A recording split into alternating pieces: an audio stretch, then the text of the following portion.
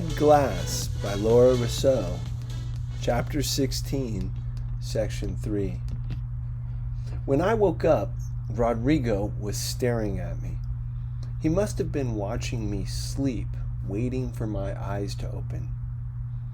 "Excuse me, señorita, did you have a pleasant nap?" I nodded and sipped water from my bottle and thought, a whole day next to this guy? The sun was shining through a filmy haze. Outside the window, flat fields stretched as far as I could see. Clusters of banana trees with giant green leaves spotted the roadside. I wished I could pluck a few bananas. My stomach was growling so loudly the whole bus could probably hear it. "Can I offer you a cookie, señorita?" He held out a packet of cookies filled with red jam. I took one. Gracias. "Excuse me, señorita. Your boyfriend, is he a North American like you?" "No, he's Guatemalan." "He is?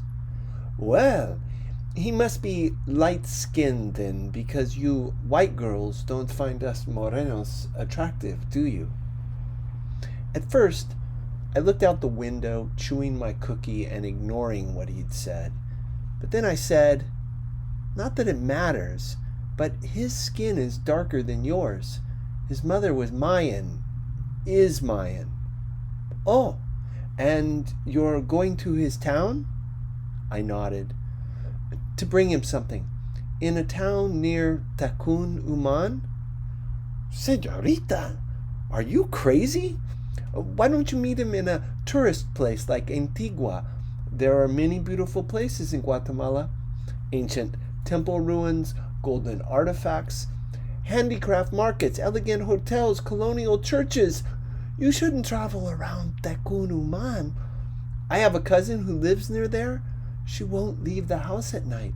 There are bullet holes through her walls."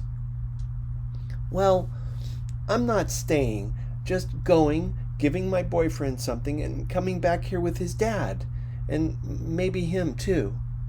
My fingers wrapped around the old worn leather of Nola's Virgin. "Aren't you scared, señorita?" I'm used to being scared," I said. It was true. I'd had plenty of practice. I could very easily imagine all the ways in which I might die on this trip. Gunshot, knife wound, strangling. I used to envision these kinds of scenarios every time I walked down an alley in Tucson. But what was happening now felt different. This trip was something truly risky. The pure rationality of my fear felt good in a weird way. Maybe the way to let go of all my pointless, ridiculous worries was to delve into the real thing. I dozed on and off, while on the bus's TVs, 2 cop movies exploded with screams and gunfire and ripped into my dreams. Twice we stopped in huge parking lots with gas stations and fast food restaurants displaying piles of fly-covered empanadas on the counters.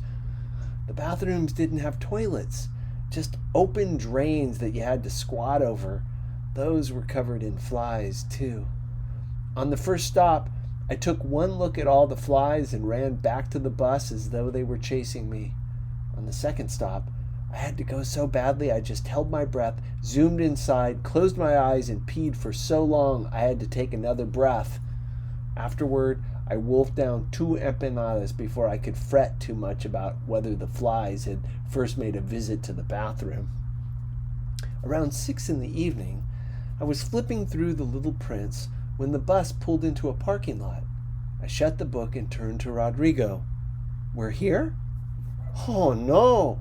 2 hours left. The bus usually gets there around sunset." "But the ticket man told me 6, I said. Those guys don't know what they're talking about." I took a long breath. Okay, a minor setback, no big deal. At the border, I'd just splurge on a taxi to take me right to Angel's Town. It was less than 30 miles. No problem. Then, through the front windshield, I noticed the hood propped up, scrambling off the bus, and Rodrigo followed. The driver and his assistant were staring at the engine, looking puzzled with a grease-stained toolbox open at their feet. "What's the problem?" Rodrigo asked. "Nothing major," the driver said quickly. "Just a 10-minute repair." "This happens sometimes," Rodrigo assured me. "We'll be on the road again soon." We stood under a tree at the edge of the parking lot, watching the men tinker around. The air pressed on me, steamy and thick, and soon sweat started trickling down my face. The 10 minutes turned into 45 minutes, which turned into 2 hours, and by then the sun was already dropping below the edges of the sugarcane fields beyond the parking lot. Back on the bus again, I counted only 7 other passengers, all of us sweaty, our clothes glued to our skin. We still had 2 hours left to drive, which meant we'd get to the border at 10 at night. Trying to stay calm, I thought of my options. Taking a bus back to Huachuapan? That would mean a wasted trip, but at least I'd be safe. In the rear view, I watched the driver mumble a prayer and rev the engine. As he was turning out of the parking lot, I suddenly grabbed my bag and stumbled to the front. "Excuse me, senor. I need to get off. I need to catch a bus back to Huachuapan." He shook his head. "No buses until tomorrow." And then he turned onto the road, nearly empty of cars. "Too late to turn back, Guerra." We reached the border town at 10:10 p.m. Even this late, the air was hot and dense. When I stepped out of the air-conditioned bus, my skin grew sticky, instantly coated with sweat. Outside, streetlights in the parking lot cast an eerie green glow in the mist. Stretched before us was a wide bridge with a low building at the entrance where 3 guards in uniforms paced, loaded down with machine guns and rounds of bullets strapped across their chests. It looked like the set of a cop movie. "What now?" I asked Rodrigo. My mouth felt pasty. "This is the bridge that takes you from Mexico to Guatemala, señorita." 4 people from the bus were already crossing over the bridge. The others had mysteriously disappeared into the night. I headed towards the bridge with my backpack slung over my shoulder and my passport growing damp in my sweaty hand. Rodrigo gestured to the building lined with clouded windows, dingy and nearly empty inside. "Go in here. I already have an ID to cross the border, but you'll have to show them your papers." "Papers? I needed papers?" Rodrigo saw my confusion. "Señorita," he said hesitantly, "your boyfriend will be waiting for you on the other side, right?" For some reason, I didn't want Rodrigo to know quite how clueless I was. Pride, maybe, or maybe I was scared to admit it to myself. "Don't worry," I said. "It'll be all right. I would just stick to my plan of finding a taxi." It wouldn't be ideal traveling at night, but it was a short distance. I could handle this. "Well, good luck, señorita." "Thanks." I watched him go. He flashed an ID to a guard who waved him through. The other people from the bus had IDs too and walked quickly across the bridge where cars waited for them. I was the lone tourist. I took a deep breath, tried to smile, and walked into the room. It was mostly bare except for 2 metal folding chairs, an ancient computer, and some dented filing cabinets.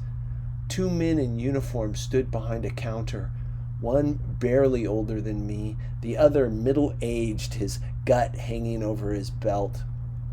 Looking amused, they watched me walk inside. The heavy man asked, "What's a gringuita like you doing alone at night?" I considered whether I should trust them, but in the end, I didn't have a choice. "I'd like to cross the border," I said in the most confident voice I could muster. I offered my passport to the older man and prayed he wouldn't ask me for anything else.